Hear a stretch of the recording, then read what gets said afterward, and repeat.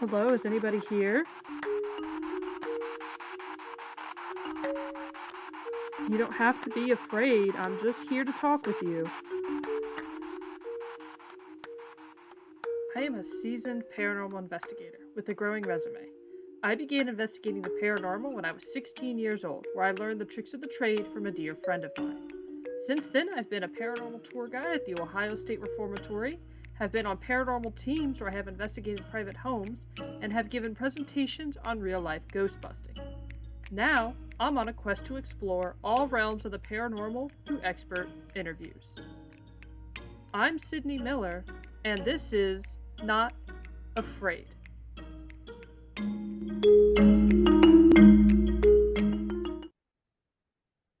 Tonight, I sit down with Jill Shelley. Jill is the owner of a haunted house in southwest Minnesota. She has been a paranormal investigator for 12 years. Her team, St. Croix Paranormal, has traveled all over the United States to well-known haunted locations in search of answers. They were once featured on the biography channel My Ghost Story for an apparition they caught on film at a local bar. She also produced her own local cable show that ran in Minnesota and is on YouTube. It is through her travels that she got the idea of purchasing her own location and allowing others in to investigate. In 2019, she was able to fulfill that dream and purchase the Boyd House. It was built in 1901 and is inhabited by spirits. The deed goes back to 1889 and the land was owned by the railroad. The town was a booming Wild West town back in the day and was located on the edge of the Sioux Dakota Reservation line. In 1912, the Eckert family purchased the home. Fred Eckert was a well-respected businessman in town and a big part of the community. His wife died of a stroke in the house and her funeral was held in the home. Two of the children died in the home. One had choked. Mr. Eckert also passed away in the house. Evidence suggests that they are still there to this day. She brought the house back to the 1900s era with Victorian-style wallpaper and has many antique furniture and timepieces from that era. They have also added some objects that are said to be haunted. As for the paranormal, they have had shadows and apparitions, doors open, footsteps, audible voices, EVPs, objects move, piano plays, a note, and paranormal equipment and interaction. Okie dokie. Well, Jill, welcome to the show. I'm glad to have you on. Yeah, thanks for having me.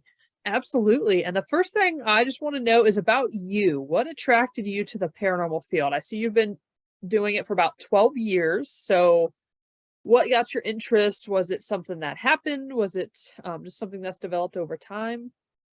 Well, I've always kind of been fascinated by ghosts and weird, spooky things ever since I was a little kid. I mean, we used to, tell ghost stories in the dark, my cousins and I, and then, watching scary movies since I know like 5. I remember my family took me to see The Blob.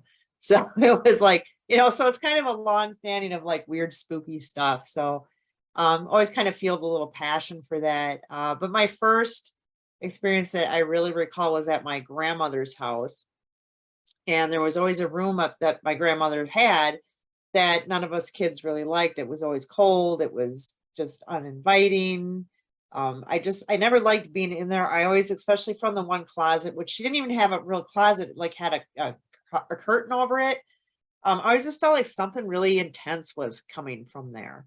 But one particular night, we were there and spending the night, and I woke up in the middle of the night to the sound of footsteps coming towards from out of that room to the bedroom I was sleeping in.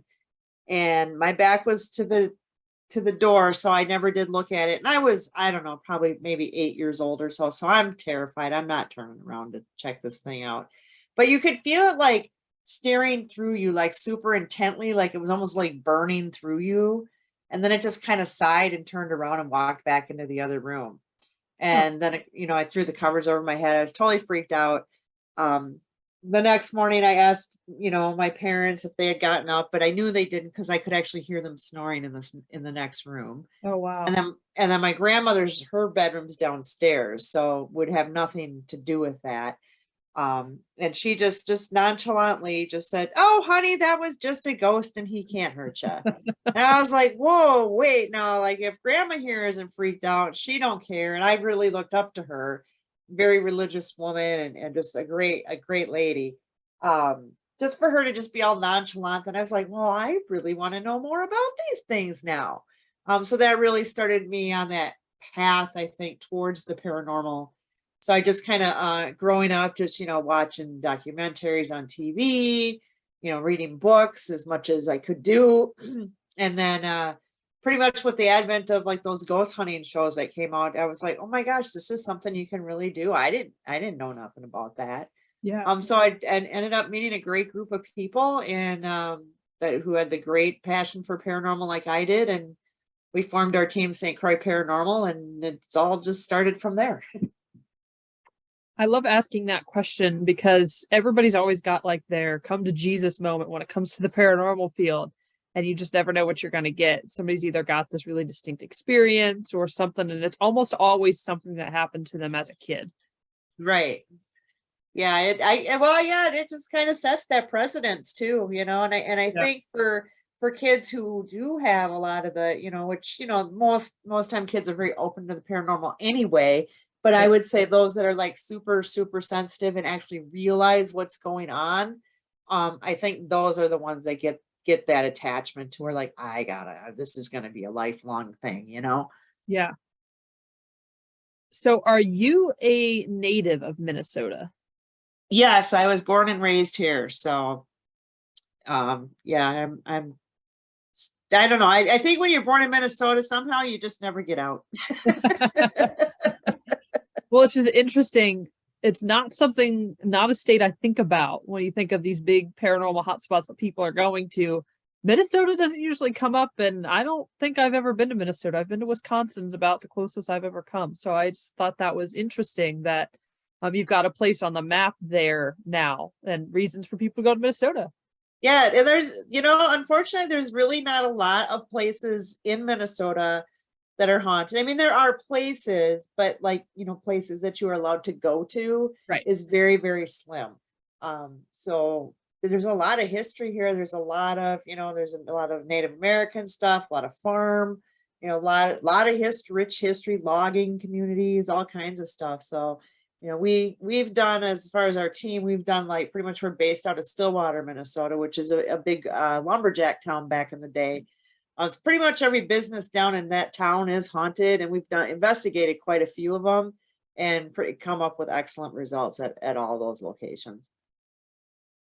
But most of them are not open to the public for No, no, no. Usually they're mostly like the businesses in downtown Stillwater. So we kind of went around and talked to them, and they did let us come in. And then there were other businesses that are like, no. So they just didn't want right. anything to do with it. But I think probably about 5 or 6 of them allowed us to come in and do an investigation. And yeah, we got some really, really amazing results. One of my favorites is we were doing I don't even know if I haven't gone down there forever, so I don't even know if they're there, but it was called the Pole Barn Dance Studio. So they just, it was mostly adults, women that would come in and learn how to do, pole dancing for exercises. Yeah. And then sometimes they'd have little wine parties, afterwards. And she said that it would get really, really active if it started to be after 10 p.m. Like things started getting thrown around. The women didn't feel comfortable there anymore. They would just capture all kinds of crazy stuff on their security cameras. So they had us come in, and we did some stuff, and we had equipment in pretty much every room. And it was kind of getting kind of slow, not a whole lot of internet, a little bit, but nothing too major. And then I said, look, it's like midnight. I know you don't like people here. I said, I tell you what, I said, you do one thing, one crazy thing. I said, we will pack up and leave right now. And I kid you not, seconds after I finished that, every piece of equipment in that building went off at the same time and held for about 20 to 30 seconds. Oh, wow. And I was just like, okay, then, well, now this is all amped up. I really don't want to leave, but I told you I would. So I had to leave. So that was pretty neat. But she did let us come back a second time because we had so much fun there. And the other kind of thing that I like too is when you can validate stuff. So we knew back in the day it was a hardware store before it was now the dance studio. And I just happened to be running a spirit box, and I was like, well, what kind of store is this? Or what was this store? And it said the hardware store, plain as day.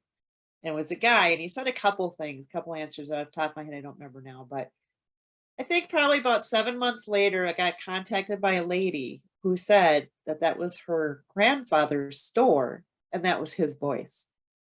Huh.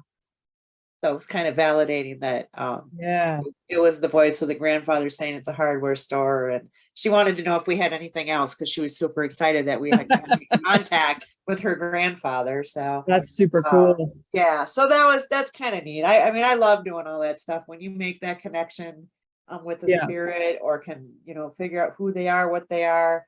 It's just amazing. It's such an adrenaline rush. Yeah, for sure. So, St. Croix Paranormal, when did you build that team and why? What's your mission? What's your goal? What sort of things do you guys do?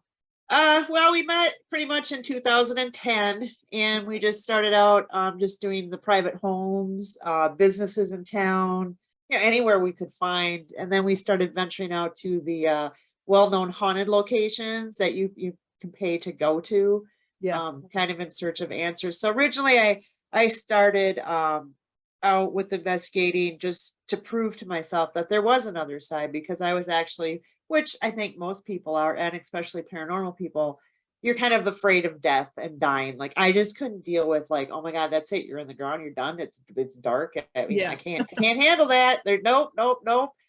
So I just kind of had to go that way. So I have, in my mind, have felt that I have very much proven that there is another side. So now I spend a lot of time trying to figure out what the heck is going on over there. So Yeah. I feel like there's some things that they're not allowed to tell me, and there's some things they have told me. So I just am just trying to learn as much as I can, just because it really fascinates me. Right. And so that leads us to 2019. You purchased a real haunted house in Minnesota. So, first of all, how did you go about buying it? Did you see it listed online? Did you know the people who owned it? Or how did you hear about it? And how did you end up buying the Boyd house? Well, yeah, just doing all that traveling that we do, that kind of gave me the idea to do a place that I could go when I wanted to, and then also allow other people to go. So nobody really advertises like, "Hi, I have a haunted house. Anyone want it?" And so I just kind of, with my realtor, she knew what I did, what I was looking for. So it's up to me to find the stuff. And I kind of feel like I'm not psychic or anything like that, but I do kind of have like an intuition, or feel like this is something, there's something there. Even when we're investigating, I can feel when they're around me. I can't like communicate with them, in my head or any verbally or anything. Just, I just know they're there. Um, so just in doing one of my MLS searches, I came across the Boyd House.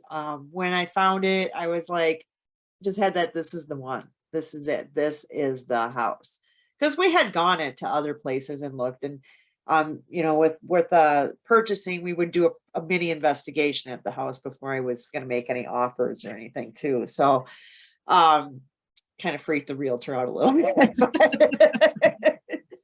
But we did end up going to the Boyd house. They were running a little late, so it was me and Donna, my team member, were just waiting outside, and we were just chit-chatting. And I says, you kind of get the feel like something's staring at you. She's like, yeah, from up in the attic window. And I'm like, yep, you know. So when you went in there, you got the feel that somebody was there. You just kind of felt like they were standing back, because like the house had been vacated for a year.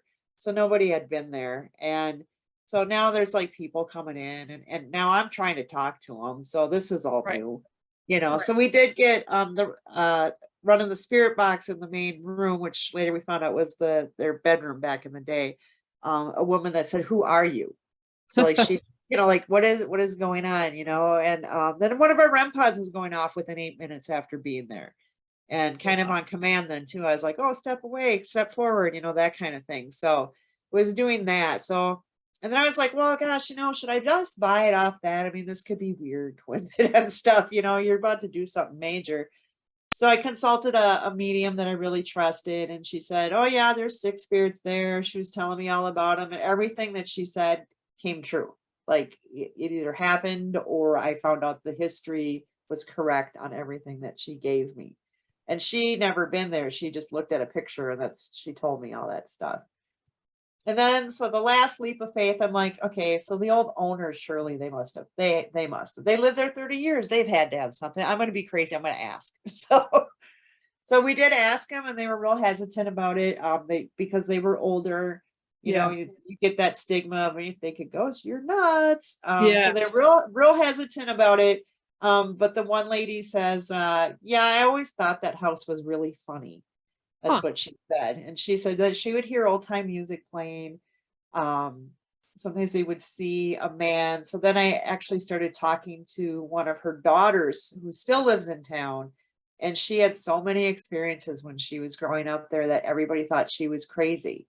And now she's so happy that the whole town knows that it is haunted and she wasn't crazy. So like she would see a man all the time. People were getting touched. She had people sleeping over. And we have people from the town sometimes that's come up and say, hey, one time I slept there when I was a kid, and this is what happened. Oh wow. So, so there's a long standing history of this house being haunted. And it's a really small town. I mean, there's only right now, I think only like 170 people in it, and there's like no businesses really. We have like 3 businesses. And so it's a pretty much a town in the middle of a cornfield. It sounds like Which the is Midwest. yes, it's a great place to be. So it was rumored to be haunted, but it's always been a private residence up until you owned it, so nobody's actually had investigated it prior to that point. Correct, yes. And then when I first got it, after, because we did a lot of renovations to it when we first got it, we had to get it ready to be open, that kind of thing. I'd always bring my equipment. I wasn't getting a lot, and I was like, oh gosh, I make a mistake, this kind of thing. But then there was the one, I think what the breakthrough was, and I think it took time because this was all new to them. Like nobody Yeah. really talked to them, so I just was, and every time I'd explain what the equipment is, what it would do. But there was one time I was like really depressed, going like, nothing has gone off. It's been like a month. And so I just was in the kids' room and I had one of those little REM bears. So they go off, Yeah. if being touched. And I just sat there and I talked to the kids and I'm like, look, if you just have to let me know you're here, because people will bring you presents and I'll bring you presents. You're going to get a lot of stuff, but we just got to know you're here. So would you just touch the bear, please?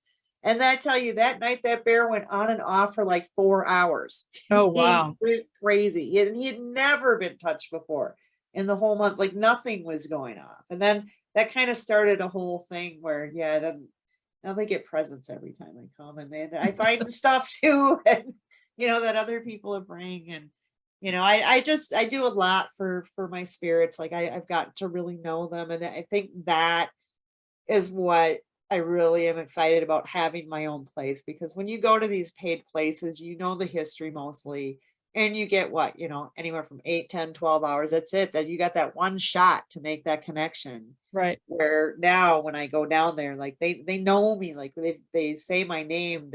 People get EVPs asking where I am.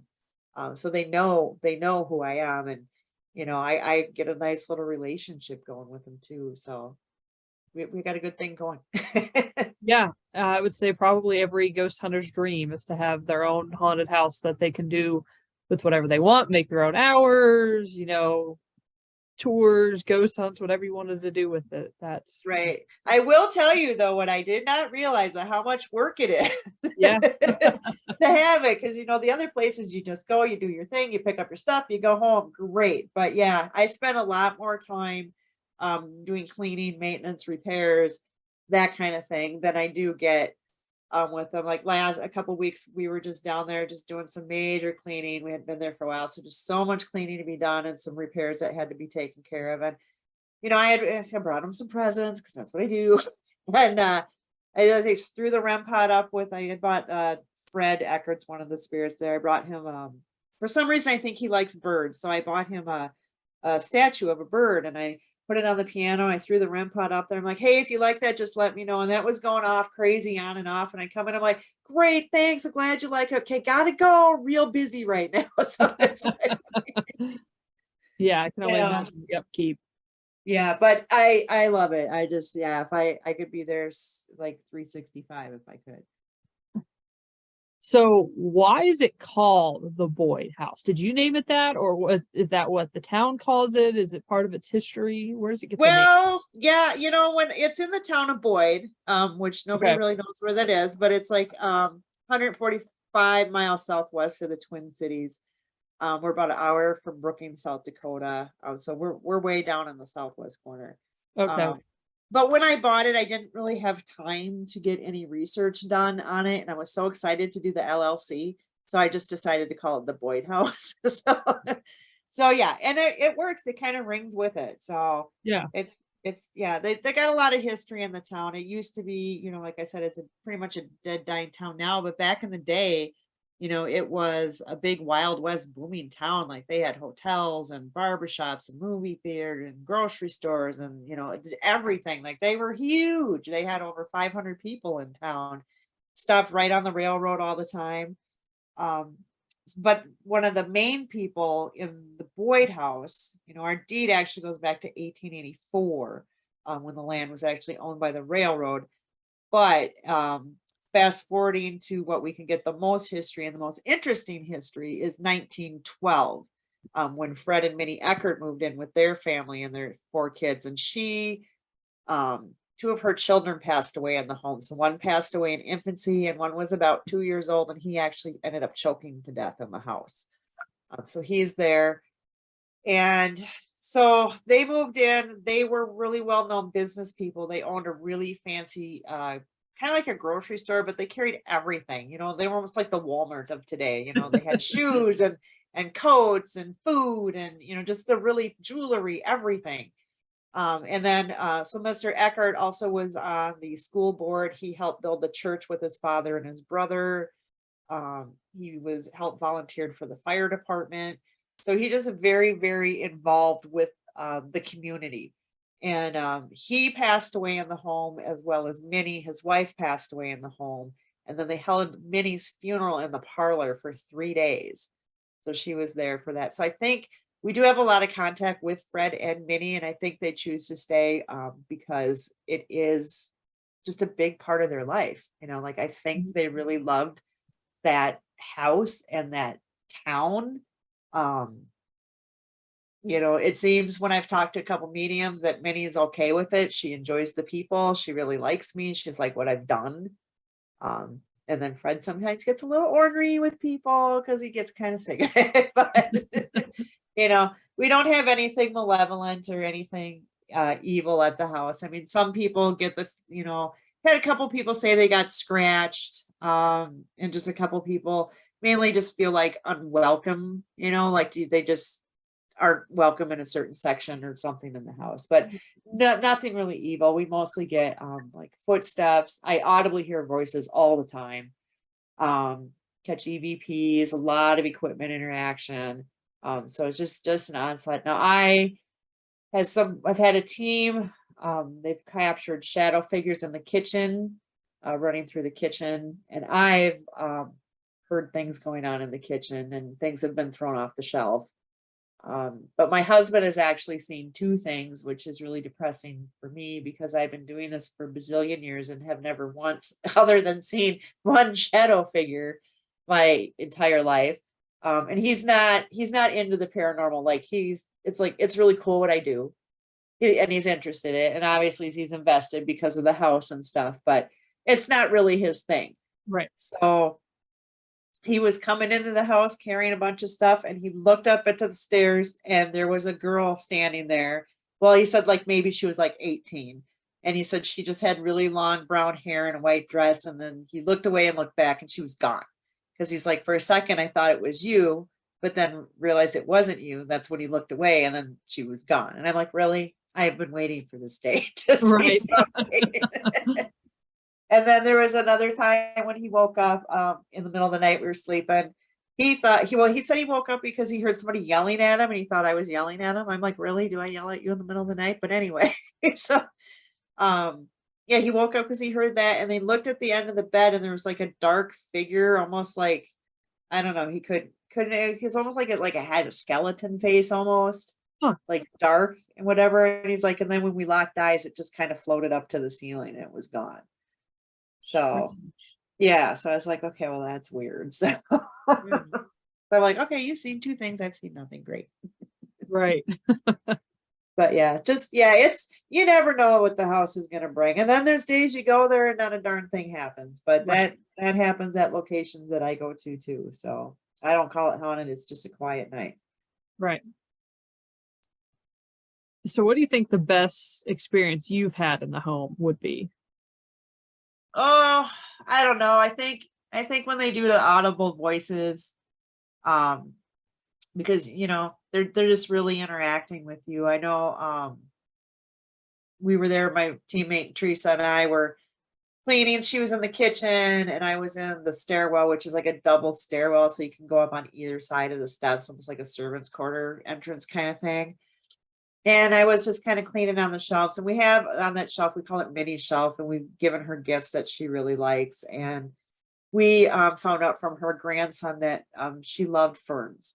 So we bought her a fake fern plant and she like loves that plant because she will write that rim pot up. And yeah, she just loves that plant. But I was cleaning and I picked it up because I was dusting the shelf.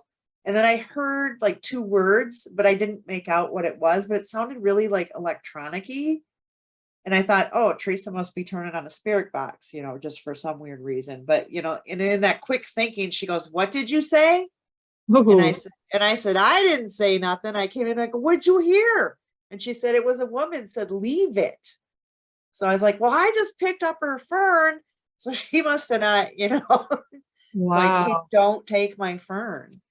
So yeah, so we get that. And like I just was last week when I was there and I was too busy to be playing and stuff.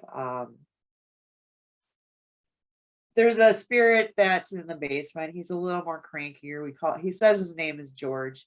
You can never please him. He's very cranky, but the ghosts really like to play cards. Like they will literally play 21 with a K2 meter and tell you when to hit it and when not to. And it's absolutely insane because it is dead on every single time. And I've run the spirit box and done this with it, and they'll be throwing out that lingo like split, stay. Like we'll literally play cards. It's just insane. Um, but I was down there and there was an actual dollar bill on the table. And so I picked it up. I said, "This is my cleaning fee." And when I got to the top of the stairs, someone yelled, "You be," but they said the full word. And Yeah, I'm just like, whoops. So it's like, guess he didn't want me to take the dollar. take his And dollar. then, yeah, and then later that same day, I had gone in the kids' room and I dropped off some toys and I just popped in and just said, "Well, hope you guys like today's toys," just kind of rambled on. As I was walking out the door, I heard a little kid. I didn't catch what he said, but there was two words that I could tell was the little boy that had said something. So, and I was kind of like, "Why didn't I have a voice recorder running?" So it's like, Yeah, that's incredible. All with just your ears, not any yeah, devices. I wasn't even running any equipment. And I like told them that. And maybe that's why, because we've had a few times where they're like, turn off the cameras.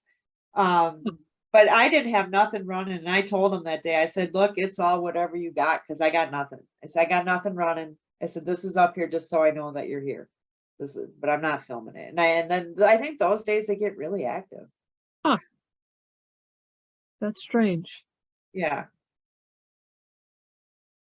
So tell me about the house's availability. Do you do public hunts? Do you do private hunts? Do you do any sort of historical tours or ghost walks or lantern tours? Are you open all year round or how does it work? Yeah, we're a fully functioning house. So, we have, bathrooms. We have one bed available people can use or bring air mattresses. So we have window air conditioner units in the summer, and then we have, heat in the winter, of course. So it's pretty self-sufficient. We give you a code to get in. So when you rent it, you're the only one in your group in there. Oh, wow. I think we had, obviously no alcohol, and you have to take all your trash out, but that's pretty much it. Otherwise, you're on your own. But yeah, we're available. We it's $200 a night, and you get it from 3 p.m. till noon the next day, and you can bring up to 8 of your fun friends to have fun. And yeah, so if people want to book it or something, they can just look us up on Facebook. We're at Boyd House, or our website is boydhouse217.com. People can catch us there. And do you guys do weekdays, weekends? Does it matter? Yeah, we're open 365. So, as long as there's a day open and that's what you want, that we'll take it. Doesn't matter what day of it is. And is there like an online calendar that you have to go to, or just message you and you'll check the date? Yeah, you can do either way, but if you go on our website, there is a calendar. It's 90% up to date. Just depends when I keep updates. So usually most people I just have you hit the contact button and say, hey, is this date still available? And they'll email you back and say, yeah, it is, and then I'll tell you how to make the reservation. So Okay. yeah, it's really easy to do, and we're pretty busy all this year. We're starting a little bit. It's early yet. It's not quite January when Yeah. people start doing their summer plans, but we do have a few reservations already for the summer, and January is actually quite booked up, surprisingly. Wow. Minnesota. So yes, because on those days, I mean, I think we had a group there once. They came in January, and it was actual temperature 35 below. That was without the wind chill. And Oh, they was like, yeah, it's pretty cold, but yeah, they braved it, and they had an excellent night though. But they also came on the weekend that Fred died, so I think oh that's why wow. they had, and that was even really before I knew his death, the actual date of his death. And then when I kind of correlate, I'm like, wow, they were there on that week, and no wonder why it was so crazy. So And you said is the whole house heated, or is it just the bedroom that's heated, or? no, other than the attic is not heated. Sure. But so nobody really goes up there. The Yeah. attic's really too bad because there you do get a lot of activity in the attic, but it's a very slim margin of when you can go up there, because winter it's just freezing cold, like you can't stand it. You can see your breath. And then the summer it's so blasted hot, you're dying and you can't Right. breathe because there's no window open, and it's just like still stagnant air, and yeah, it's just bad. So you kind of get like spring and a little bit of fall times when you can get up in the attic. But we've had like a lot of stuff go on in the attic, a lot of interaction with as far as the um REM pods going off and things. A lot of other teams have had that going off too up there. Well, that's just unique for you. Is most of these places you go to, that's the thing about living where we are, is your margin for investigating is so slim because most of the places don't have heat. So unless you're there in the summer, it's a pretty miserable experience. Right. Yeah, we've been to places where, oh, it's so hot. Like you drink so much water and you're not even hydrated. Yeah, So or it's cold. like, We're going to Lancaster, no, the Fairfield County Infirmary in Lancaster, Ohio, in March, the very beginning of March, and they don't that's have gonna heat. be a little chilly. It's gonna be very cold, but it's cheaper that time of year. Yeah, So of course it is. Yes, if you're willing to put up with that. Well, maybe their base camp room might have a space heater, at least hope somewhere you so. can warm up. Because I know, like, for our school in Iowa, they have like a little base camp room, and that has either a little window unit in it or they have a space heater. It's a very, very tiny room. Like you really can't fit a lot of people, a lot of stuff in there, but it's a good place to go and at least warm up. Yeah, so I hope so. But it's nice that you can stay over too at the Boyd House, because then, people have to add on the price of a hotel, and so yours is all inclusive with heat and everything.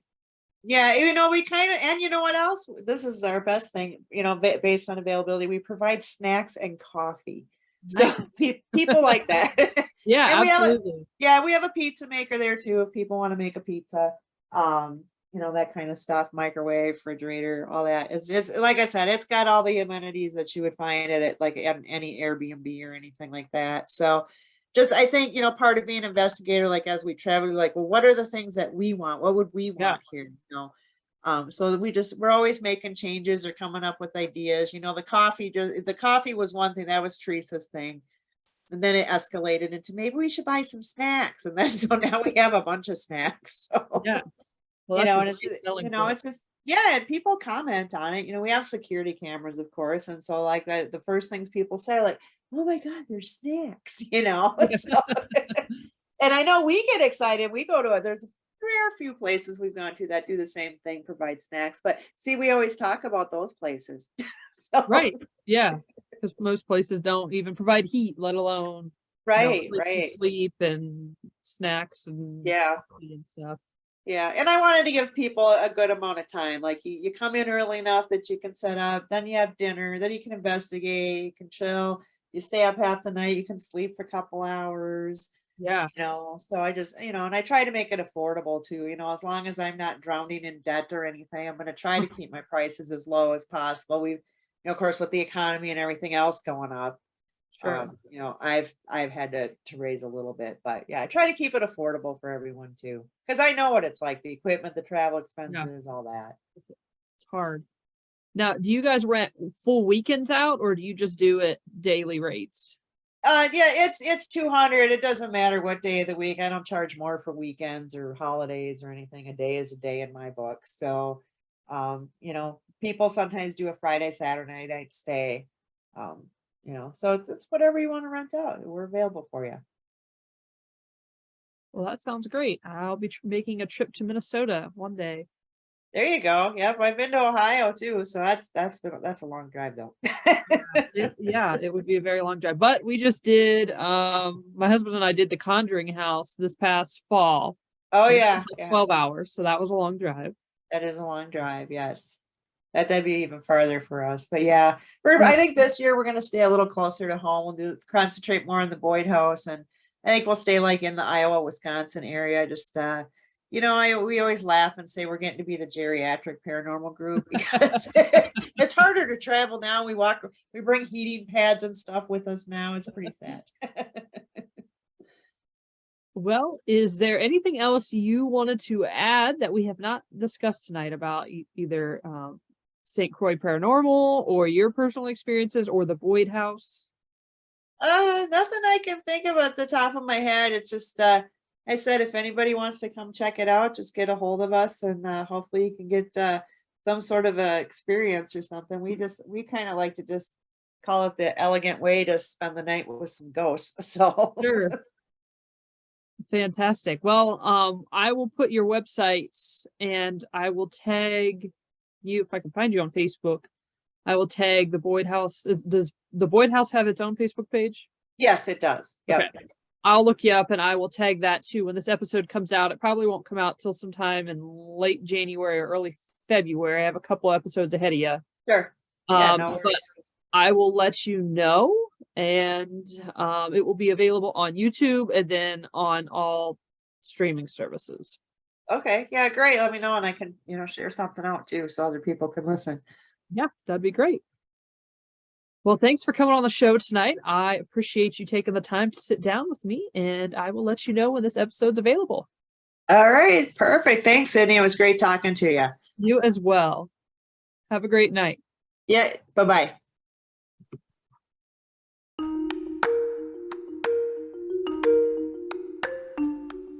Thank you for tuning in.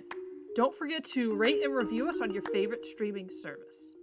I'm Sydney Miller, and this was Not Afraid.